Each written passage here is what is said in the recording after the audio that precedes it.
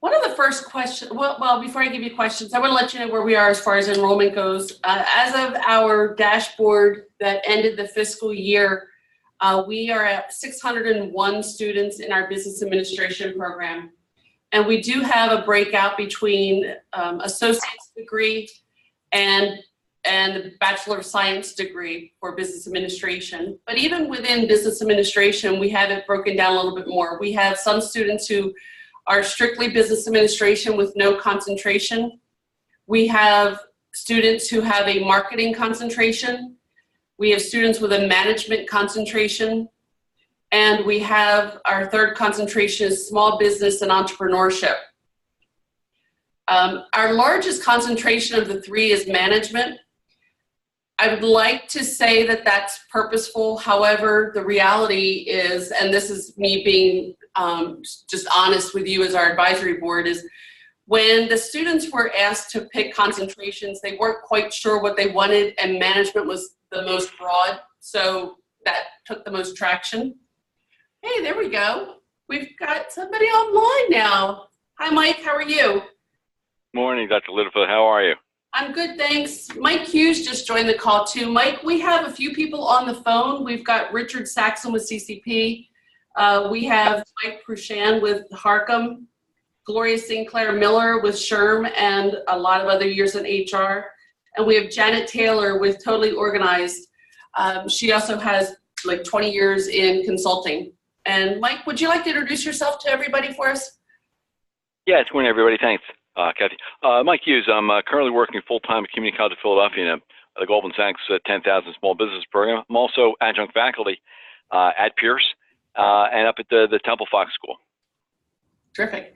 And in the background, you can't see, he's on video with me, so in the background I can see a t-shirt. Is that your Halloween costume for later? The t-shirt? Oh, no, that was a, no, actually, that's not a bad idea. That was a gag gift from a colleague. The t-shirt says Mr. Happy on it, and it's got a little smiley face. Yes. So anyway, so I was just giving the rundown of our concentrations, and that, Mike, we're looking at the viability of concentrations to see whether we have the right ones, whether we want to change them up. But this is a time of review for this program. And as I was saying, we also have the most students in the management concentration. The fewest students are in marketing, which marketing more than likely, I'll tell you all today, but I'm not going to tell the focus group tomorrow, that is probably going to be retired as a concentration. We will continue to have marketing courses within our business administration program. However, we won't have the concentration anymore. And then we have a pretty vibrant small business and entrepreneurship concentration. And it's interesting, the students who go into the entrepreneurship self-select right away. They know what they want to do. So I think that there's some work that we could do to grow that a little bit more. However, it does seem to have enough traction. In addition to our business administration programs, you may already know too that we have organizational leadership. Prior to this academic year, it was called integrated leadership. We did do a name change, which I believe I told you about at the last advisory board meeting. That has gone through, and that is our degree completion program. We also have a BS in accounting and a BS in human resource management. Okay, so to get us started on questions, one of the first one I want you to do is I want you to put on your hat as a business owner, as an employer, as an HR hiring manager, as a manager in any department, and think about what the career path might be for a student who comes to you and has a degree in business administration.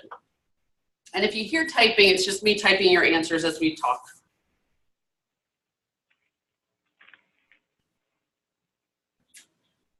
So what do you see as the career path for a student coming to you, a graduate coming to you with a degree in business administration?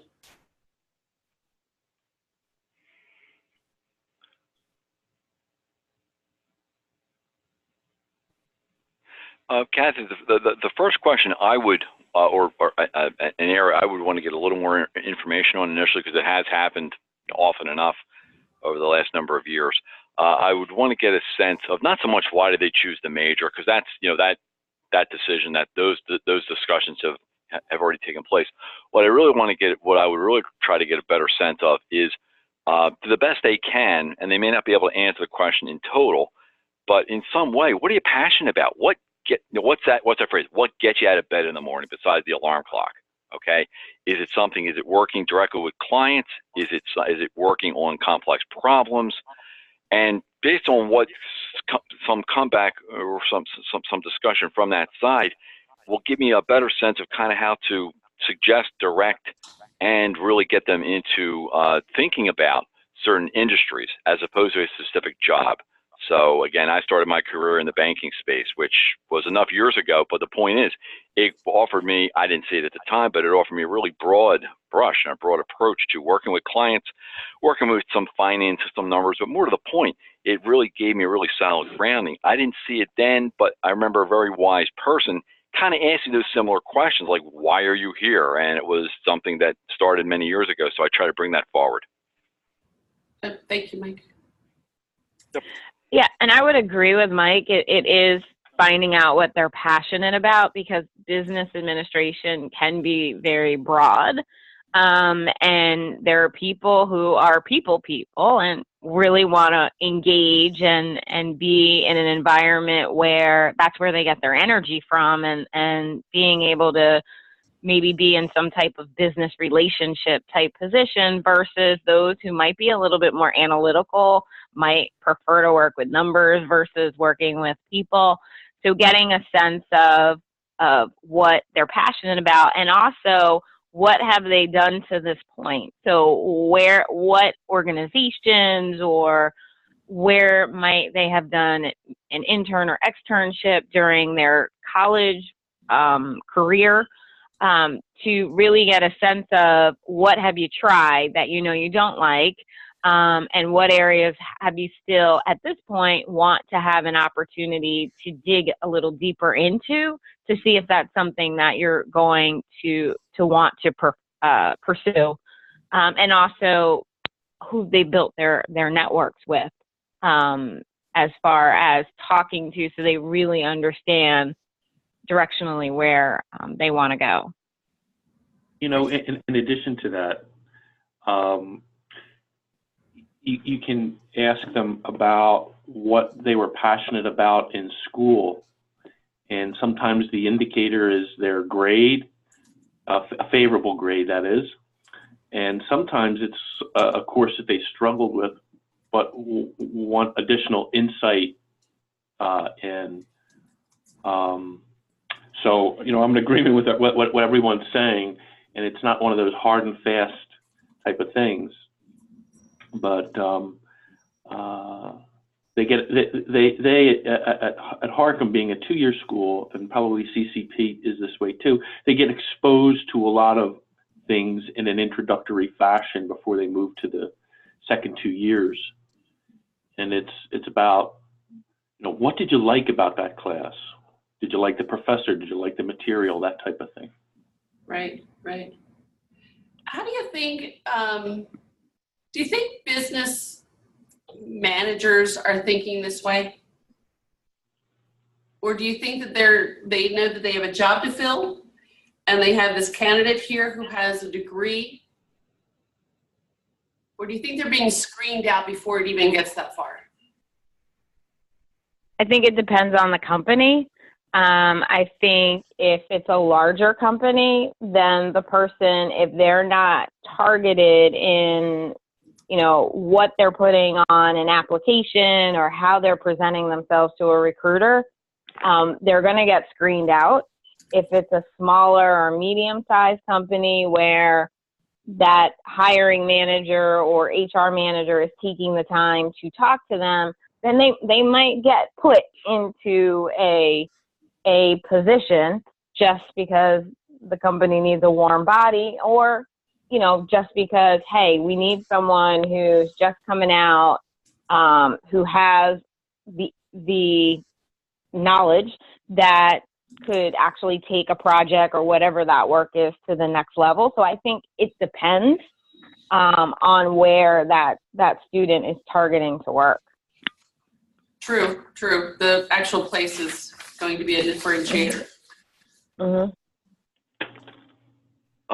Kathy, what I'd like to add to what was already mentioned is, once you're in the organization, this is as the recent graduate student, person coming out of school, what do how do they approach kind of fitting into, for lack of a better term, the culture of the organization or the work unit? I mean, having a degree is nice. That usually, in a lot of cases, can't speak in absolutes, but in many cases that, that punches their ticket for the job description, need a bachelor's degree in business, whatever.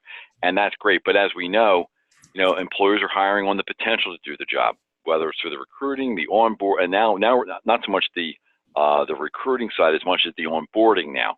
The first 90 days that, there's lots of data and research supporting the first 90 days is so critical for both employer and employee.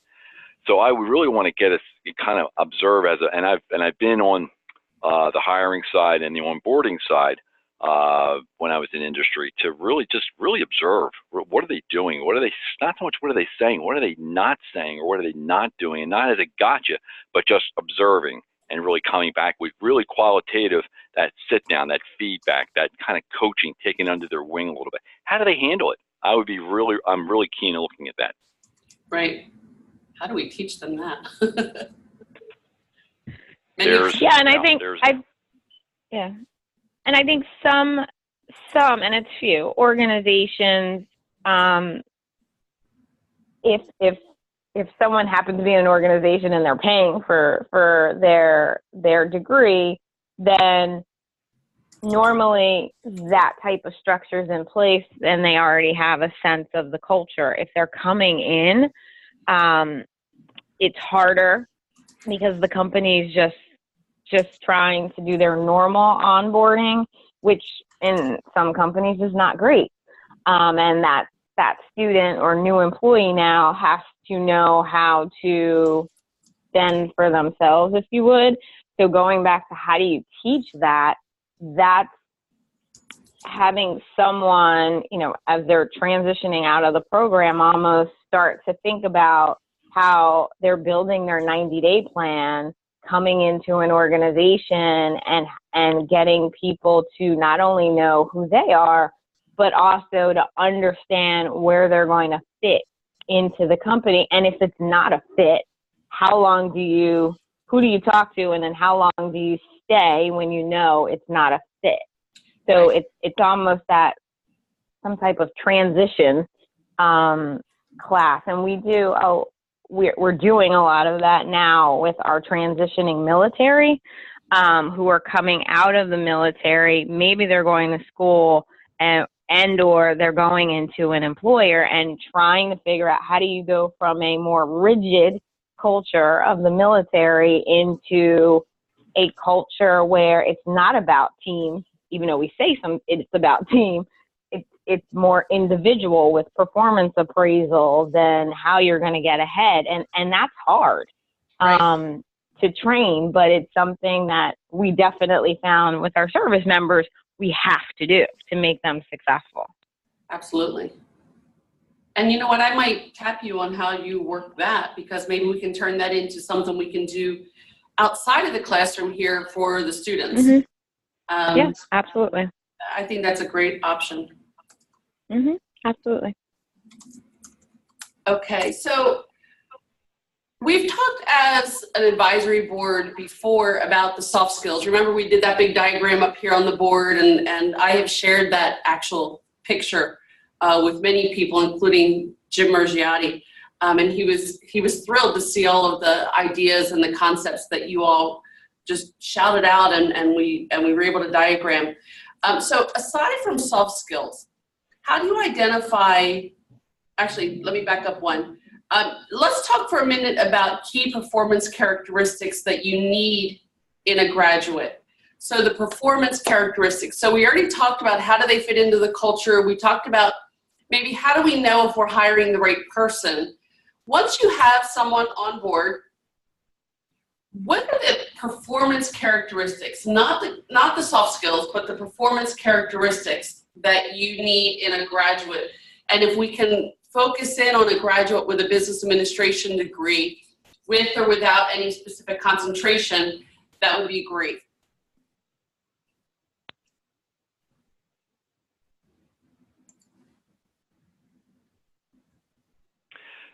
Kathy, the first thing that comes to my mind is, the phrase we're familiar with is working independently. Okay. More to the point is once they're kind of, along, into the onboarding or past the onboarding process, or even during the onboarding process, is we see many times students, they'll ask the question instead of taking whatever next step there is, and the word that comes to mind is initiative. What kind of self-initiative are they demonstrating? You can't Google everything on the job. You've got to somehow use some independent, thought, action, result. So what I'm really keen on is, how do they handle what because we all know, and we all continue to experience, we come across our day during times of our job where we don't know something. Well, how do we handle that? Not in absolutes, but what's our kind of, approach now is we will consult. We'll go to work with a colleague. What we won't do is put our hand up and say to your manager, I don't know, or where do I find the information? Now, sometimes you can say, where do I find the information? But that's only after you've taken whatever initiative there is. So the word I'm thinking of is initiative and kind of self-direction initially, but working within the confines and again, back to the culture and the mores of the organization. Right. Good. Thank you. In that vein, and I don't want to. I'm going to say the words, but it's a little bit beyond that. We talk about the critical thinking, and it goes along with what my colleague just mentioned in terms of the self-initiative. But it's being resourceful and beyond Google. So it's hey, there's a business situation. We need level-headed thinking and a way to solve a problem or leverage an opportunity. So, an umbrella term could be resourceful and, leveraging critical thinking skills and the self-initiative and those types of things. Right. And I'm even thinking too about relating that into the classroom, and sometimes we give them too much information. I like to occasionally give students a task and not tell them what I want it to look like at the end. And how to get to the end, determine what you want this to be.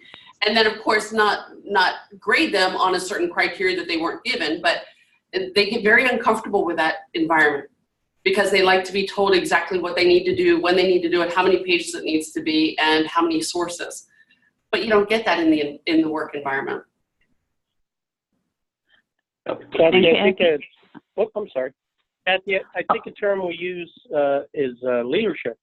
I think they really need to be self-leaders, and it's a hard concept to teach them. But like you said, you have to give them these open-ended tasks and see how they succeed and how they figure things out. And using those things that we just discussed, but critical thinking and resourcefulness is all part of it. And it's hard for them. I mean, it's definitely challenging, and you see who rises to the top. Yeah, definitely. What other characteristics, performance characteristics?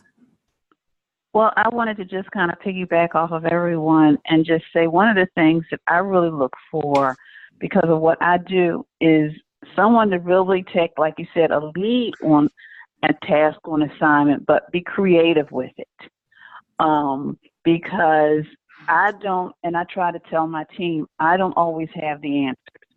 And I need you to pull your creativity, and by doing that, at least in my environment, it allows them to just think outside the box, which I love for them to do, especially when it comes to social media and projects like that, and to just come to me and own the project, but also be in a position, if I say I don't necessarily like it, be able to take that criticism and learn from it and not take it as a failure, just take it, I'm just tweaking it. I'm not saying I'm throwing everything out, but these are just some things because I do have a little bit more experience than you that maybe we should do this instead of that. But I do want to take some of your ideas.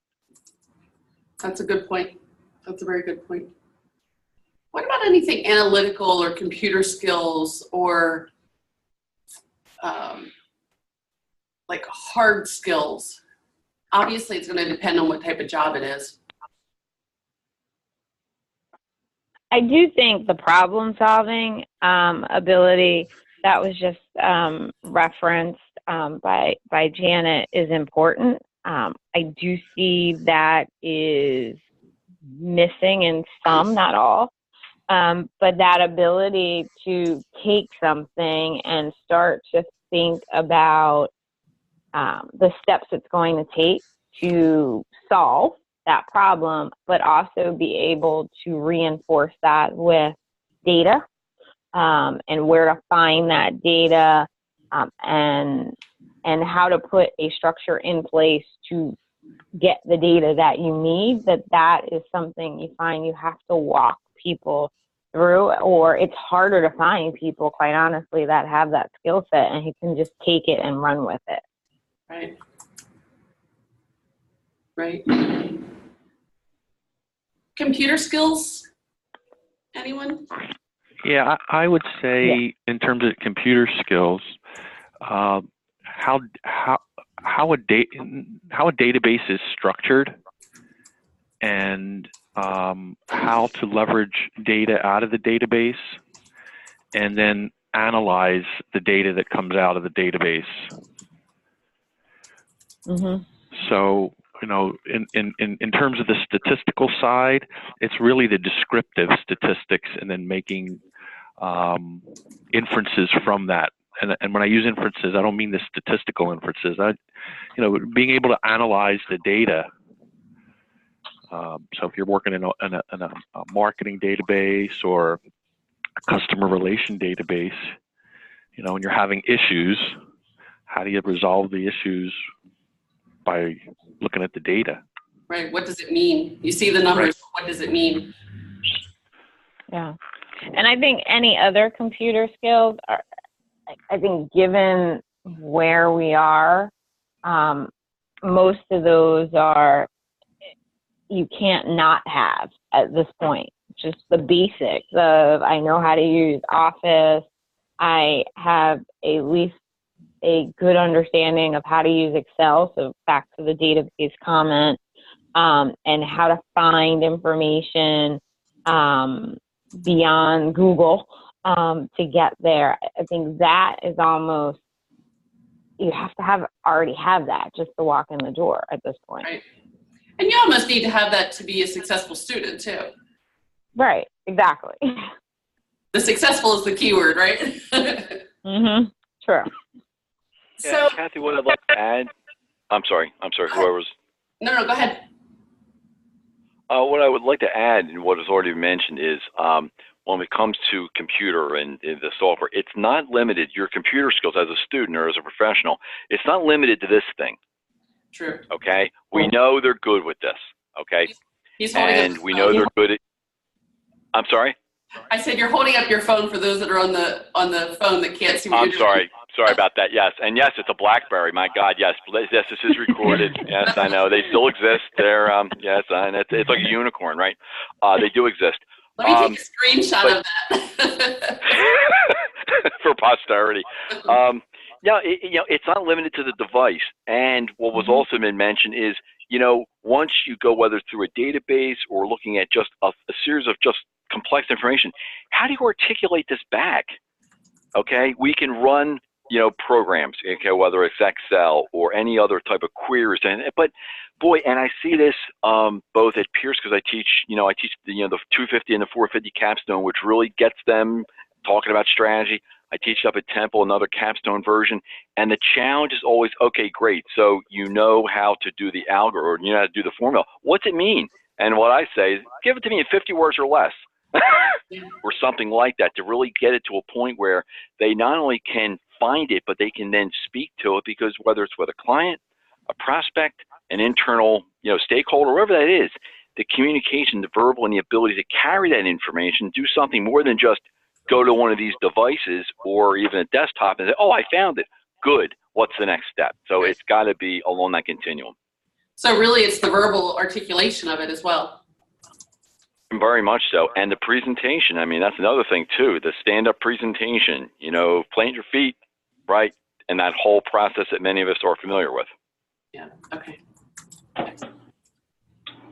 So when we're thinking about concentrations, and like I said, we've got management, marketing, and small business entrepreneurship. Do you think we're missing anything there? Is there something we should offer as a concentration or even as a minor? We do not have minors currently, and there's a slight differentiation in the definition. But do you think that we're missing anything?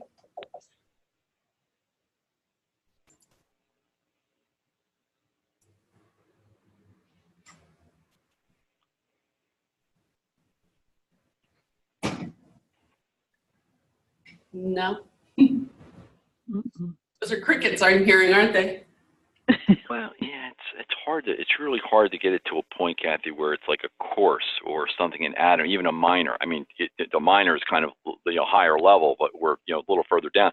But I'm just thinking it maybe, and something that comes to mind, we hear it about, and certainly what happens in the news almost on a daily basis now, this concept of, you know, of ethics and, you know, just that whole process of, you know, how you approach your day to day. There's a certain code that, you know, it's not any one way of doing it, but we know it. There's a right way of approaching things, and there's things that you kind of like get into this whole, you know, questionable. It's an intangible. Does that equate to a minor in the organization or in the curriculum? I don't know, but at times I listen to students, and some of the things they say, it's kind of like, guys, you can't be serious. I mean, just they quit. Oh, it's whatever, or it's no big deal. No, it is. Right. You get into an ethical challenge, you know, especially if you're in the financial services industry or any other industry that has any kind of client or customer data. It's huge. So does that equate into a course? I don't know. That I don't know. Maybe workshop, but I know we have those types of supports already. Actually, Mike, you bring up a good point. What about something that is communication? So maybe right now we are in such a hot environment where it used to be you don't talk politics, religion, and something else at Thanksgiving dinner. It's getting bigger and bigger what you can't talk about unless you can talk about it calmly. Does that equate to an area that we need to address? Is how do you have difficult conversations? You know, is communications an area that we want to think about? Or I guess if we're having trouble identifying it, are there areas that businesses take a look and they say, oh, great, you have a concentration in management or a concentration in marketing. Yay, rah, rah. And they get really charged up about. Do people get excited when they see that there's a concentration?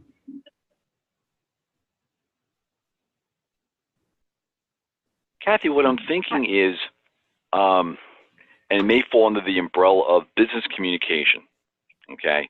And there's a couple of maybe, you know, subsets on this, but what we get into, whether it's effective presentations, effective writing and verbal communication, and again, it's a big one, conflict resolution, diversity in the workforce. I mean, we know for a fact, wherever organization you're becoming part of, it is totally, the diversity doesn't cover it fairly enough, but you have that, again, it's out there in the public square now.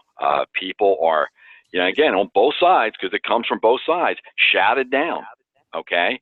More to the point is, if you're working in an organization, especially if you're working on teams, like I say to a lot of my students quite often, is unless you're a shepherd, okay, you're going to be working with people, okay? And the point, yeah, again, the point is, you need, not everyone's coming from the same place.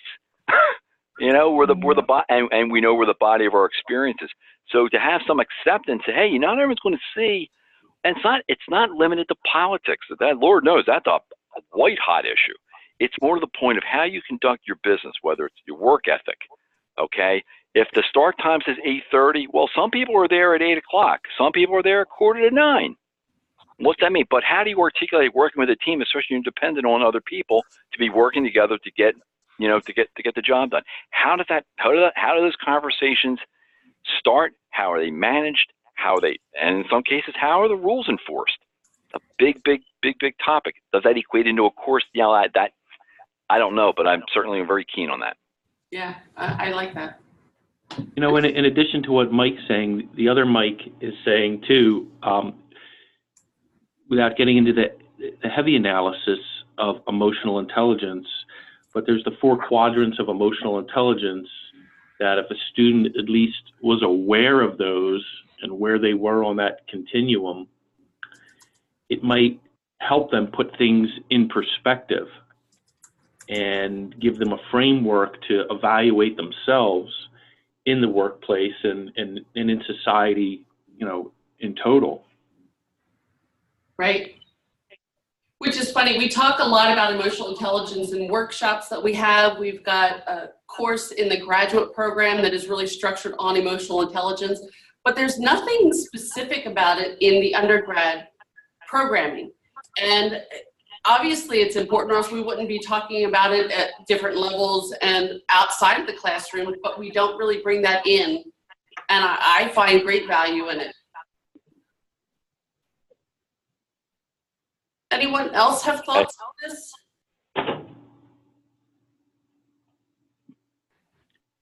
Have you ever been in a situation where you wanted to hire someone and you said, gosh, I just wish that they had this knowledge base?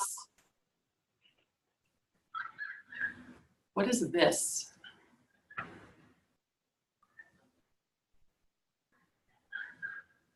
Mm-hmm.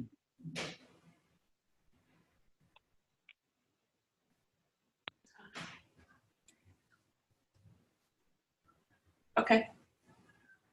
I can take the hint. Nothing comes to mind, Kathy. No, I'm sorry. Okay. So when we look at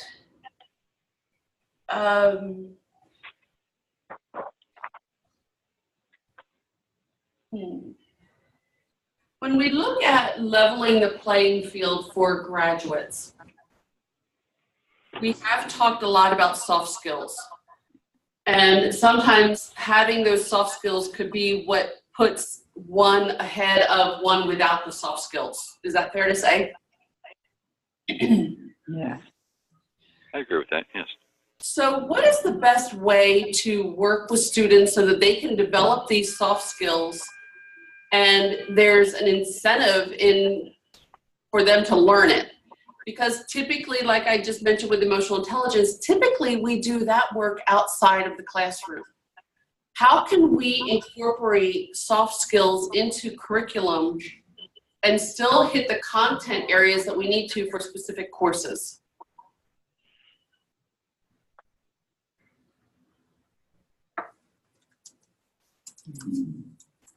The other part too I want you to think about as you're mulling this through is with Pierce Fit, we are going more and more to an online environment.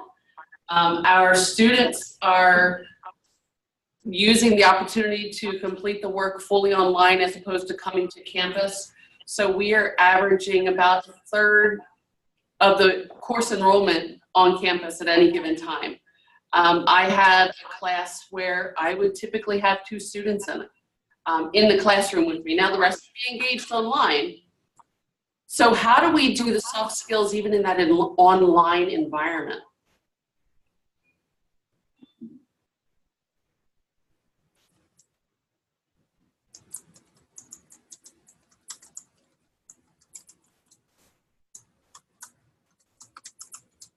Well, Kathy, what I'm thinking is, we know there's no substitute for the face-to-face, eyeball-to-eyeball. Okay, that said, technology, I think, still enables and closes, not completely, but I think it closes a certain number of gaps.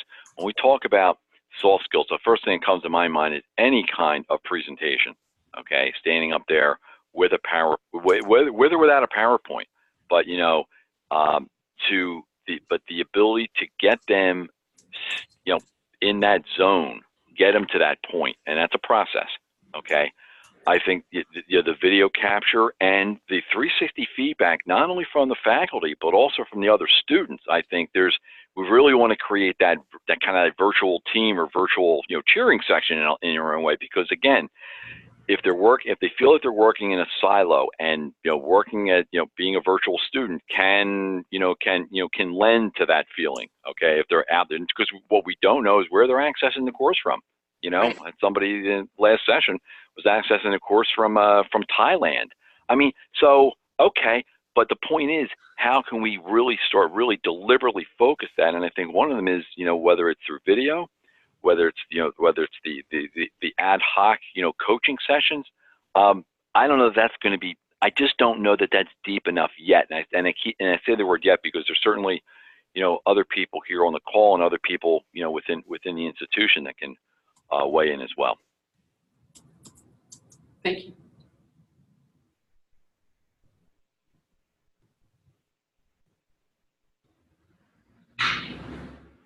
Anyone? How would you train someone online? Typically in an asynchronous environment. Well, Kathy, as somebody who has done webinars, there's of course a benefit to, of course, people attending those types of trainings online because they can access it anywhere, just like Mike said. But of course, sometimes people are not as focused when they are attending these things. I mean, I've heard dogs barking, I've heard laundry going in the background. So people sometimes their focus is not as centered as it should be. So it would be nice if when you do launch something with soft skills that there is some type of interaction, because I feel that from my own personal experience, it would have a better impact. I mean, even though people do things, and maybe there needs to be an option for people who cannot do it face to face, but I definitely think it's needed. Because as a presenter, and because I've been doing it for so long, sometimes I'm faced with challenges that the equipment isn't working, or at the one time, and that's between all of us, one time I did something for Pico, and unfortunately, there was like a power outage in the room. But I could not allow that to stop me from doing what I had to do. So I think and I know that comes with age and experience, but sometimes just kind of showing them that, yes, there may be an obstacle, but you're there to do a job, do a presentation, and how you can pull on the experience that you have to just move forward. And let them see that we're human. Yes. Yeah. So, Kat? Yeah. I was thinking more like on each class has activities that they're supposed to complete, but I think soft skills are sometimes left out of that activity, and I think that needs to be focused more on the curriculum, and each of your classes and the activities that are included in there should have a soft skills connection to them. And then we need to learn to push the technology, because if we don't demand more out of the technology, they're not going to build it. You're right. So if there's things that are missing, whether it's one-on-one communication or some sort of way to do a group through a video chat, that's the kind of stuff and it needs to be used. That, a lot of times we have technology that comes here and the faculty don't use it. Right. So it's, it needs to be incorporated, and you need to demand the faculty to use it.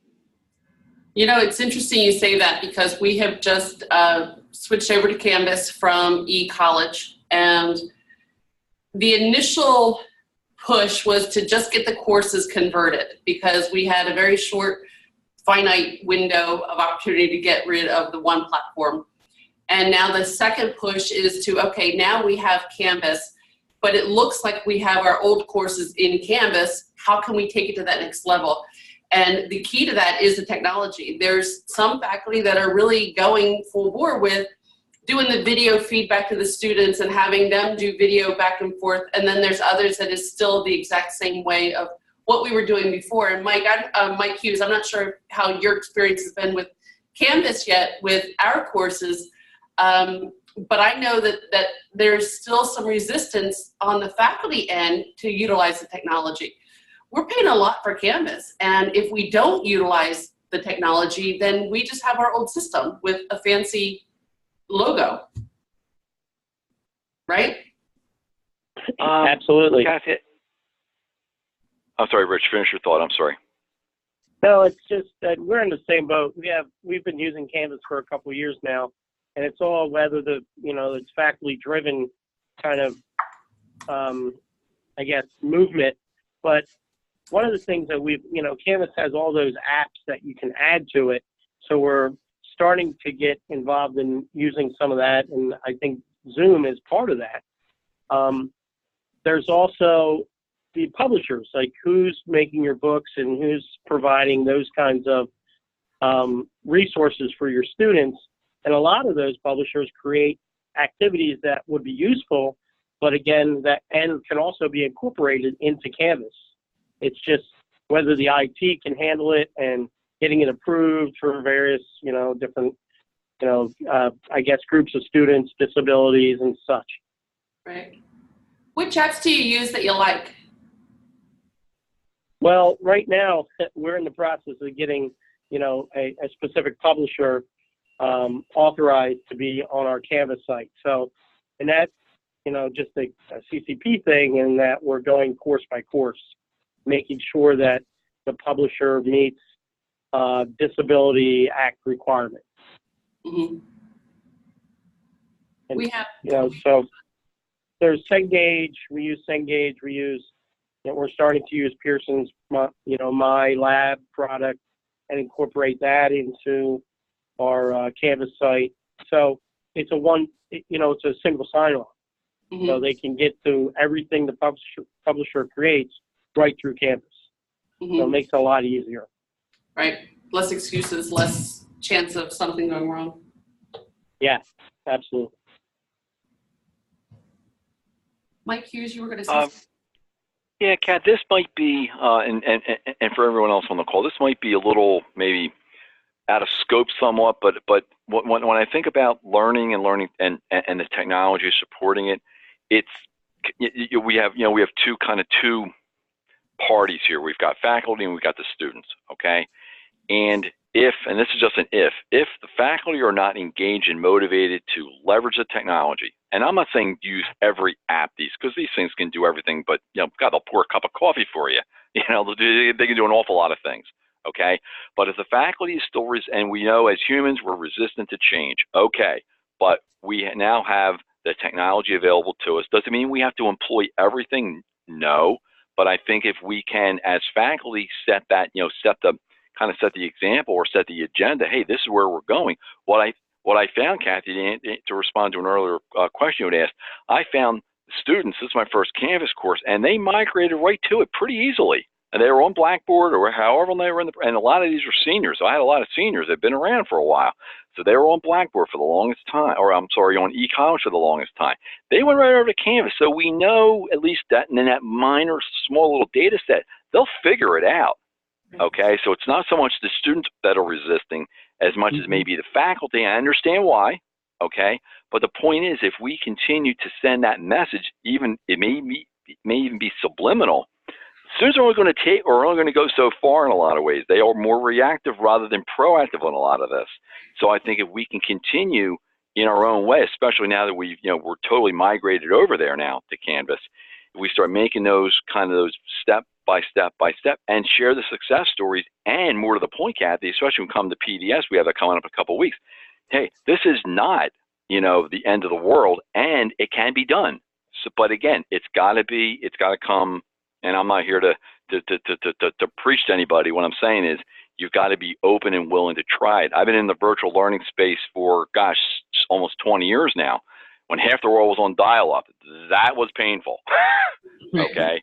The point is, okay, you got to be open and willing to try different things, and know your students most of them, can't speak in absolutes. Most of your students are going to follow you because you're the leader. Right. Real or otherwise, they will track with you. I agree with that. I would also say, and borrowing the term from business, is the WIFM. So if we can get the faculty to understand that in a lot of these areas, it will make their lives easier if they put in the time to develop whatever it is in that platform.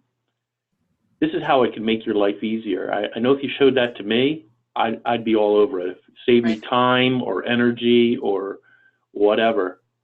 Calculating something that the software does, that would be tremendous. Right, right.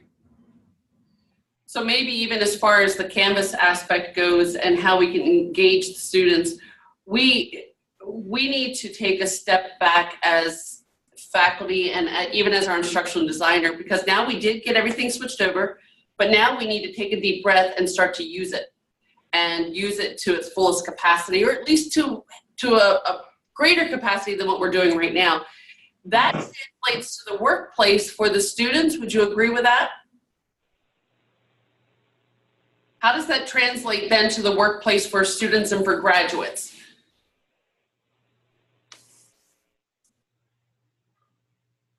It sets them up for careers now and in the future in terms of being able to adapt and flexible and technologically oriented.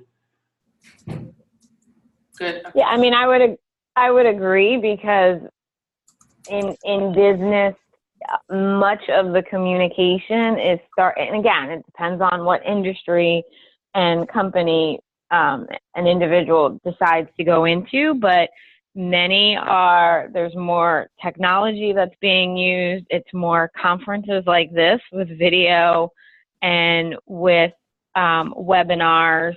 There's more interaction that you're doing with people who are across the country or across the world that you have to be able to communicate with. And it's the whole package. It's the communication. It's how you're putting together your presentation in a compelling way, whether you're selling it or it's just conveying an issue. But you're going to have to do that more with people you're not looking face to face all the time with. So that's going to be really important. And if they're doing that in the educational setting and having to solve problems that way and present that way, it's going to be an easier transition. But the other point that was made about change, that is so critically important. And how much time have I spent in my career doing change management seminars for managers, or doing change leadership for leaders in the organizations on how do you lead through change and how do you deal with, we've been doing it this way, but now we have to do it this way. And if we don't, our business may fail. And those types of conversations, and the ability to adapt to change quickly is another big one that the students coming in are going to have to be able to deal with and lead through, quite honestly. Right. Right. I like where this is going, and I do think that even though this is somewhat different than where I was expecting us to go, I think that there's a great need for us to build this or remind ourselves that it's already there, and how we develop our course activities.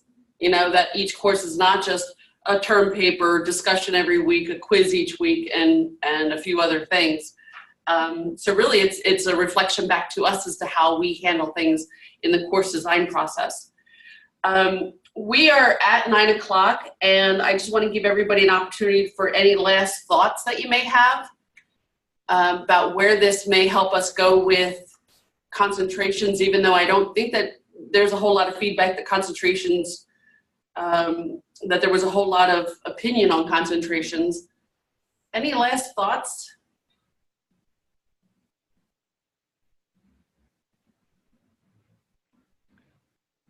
Kathy, I'm thinking if we can just continue the thinking and the conversations that come from that process to the whole soft skills area that we've talked in a couple different ways,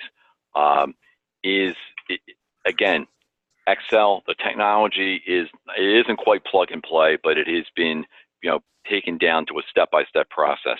More to the point is the ability to really articulate and engage at different levels with different people from different backgrounds, and that whole process, I think, if we can If that is a part of the orientation, the Pierce 101 orientation process, I don't know.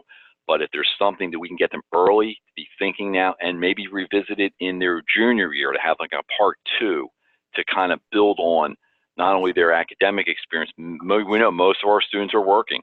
So to leverage those experiences, well, I think could be a nice, this may be a longer range thing, but I think if we can kind of look at it kind of a 2-part process here, because it represents a pretty big change for a lot of people. I think you're right. And I'm not going to even, as I'm writing this out, I'm going to say get to them early and then at the midpoint and then again at the end. Yeah. Yep. Workshops, I mean, anything like that at the Career Center. I do quite a bit of work, you know, as part of a nonprofit, just working with people and networking and that whole side of it. So it can take a couple different ways. Right. Good. Anyone else have any closing thoughts?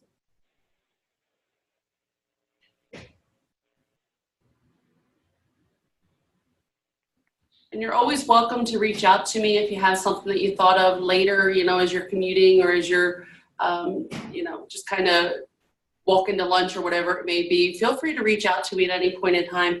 And we will talk about this again at our Business Advisory Board meeting, which will be the first, I believe it's the second Friday in December. It's the same day as our Delta Mu Delta induction. Let me get a date for you. That is December 8th. So we will have our meeting probably, I'm going to say 4 o'clock. It's going to depend on what time the Delta Mu Delta induction ceremony begins, but I'm going to have us go a little bit beforehand, then we can have dinner, and then hopefully you guys can stay for the induction ceremony for the Honor Society. But I want to just start by, or end it by saying thank you for your time this morning. This feedback is unbelievable. I took 6 pages of notes just as you were all talking, and this is just one step in the data collection process so that we can really make sure that as we're reviewing these programs that we're getting the feedback from lots of different stakeholders. We've met with students. I said earlier before not everybody got on, tomorrow I'm meeting, having a focus group just like this with employers that are not connected to Pierce in the way that the advisory board is. And so that we're really being thoughtful about any changes that we may make.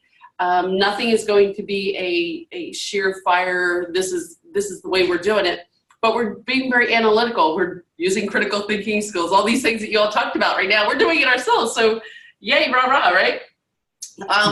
So thank you, each of you. I appreciate your time. Anything else before we end today? Trick or treat. Trick or treat, yep. Trick